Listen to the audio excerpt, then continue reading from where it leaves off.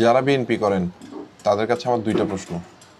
একটা হইলো যে ২৪-এর এই যে গণঅভ্যুত্থান হইল, ৫ই আগস্ট স্বৈরাচারের পতন হইল, এরপর থেকে এখন পর্যন্ত আপনারা দেশের গুণগত পরিবর্তনের জন্য কি করছেন, কি করছেন এই অভ্যুত্থানটাকে ধরে রাখার জন্য, এই জিনিসটার যে রিপিটেশন না হয় এটার জন্য কি করছেন আপনারা?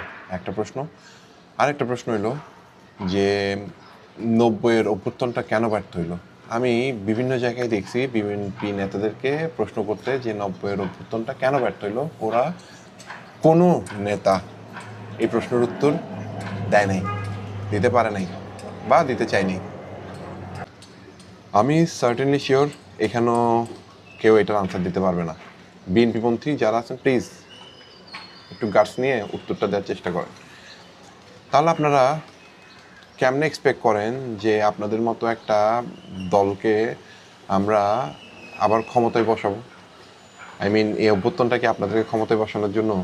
তো এখন নির্বাচন দিলেই আপনারা ক্ষমতায় আসবেন, এটা স্বাভাবিক। কেন? আপনার জনপ্রিয়তা আছে তা না। মানুষ স্বাভাবিকভাবেই অল্টারনেটিভ ধরনের আওয়ামী লীগ অথবা বিএনপি, এটা বাংলাদেশের মানুষের ব্রেনকে কন্ডিশন করা হয়েছে এভাবে। তো এই কন্ডিশন যে ব্রেইন ৫৩ বছর ধরে, এটা থেকে জনগণকে বেরোয়ার সুযোগ আপনারা দিবেন না।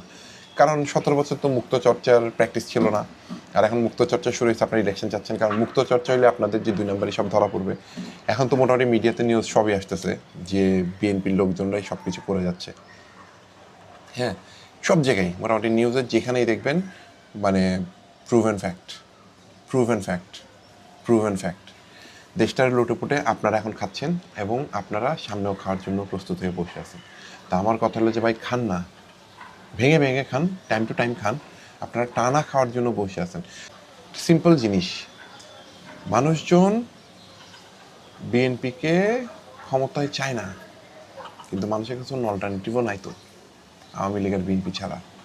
জামাত, ওদের সাথে সবার পলিটিক্স চায় না, আমি জামাতকে ভোট দিব না ফর এক্সাম্পল। তাহলে আমাদের জন্য তো একটা অপশন লাগবে।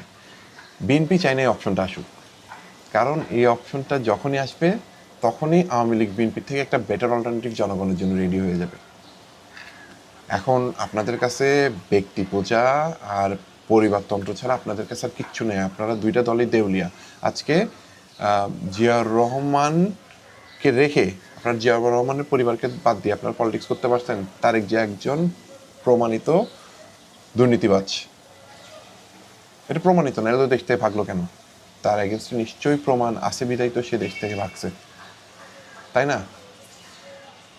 এখন বলতে পারেন আওয়ামী লীগ ষড়যন্ত্র করছে। কিসের আওয়ামী লীগ ষড়যন্ত্র করছে? আওয়ামী লীগ ষড়যন্ত্রের আগে তারেক জিয়া ভাগছে, ষড়যন্ত্র করা লাগে নাই। তারেক জিয়ার দুর্নীতি প্রমাণিত, তার মধ্যেও তো ওই চোরের চৌর্যপ্রণা ছিল।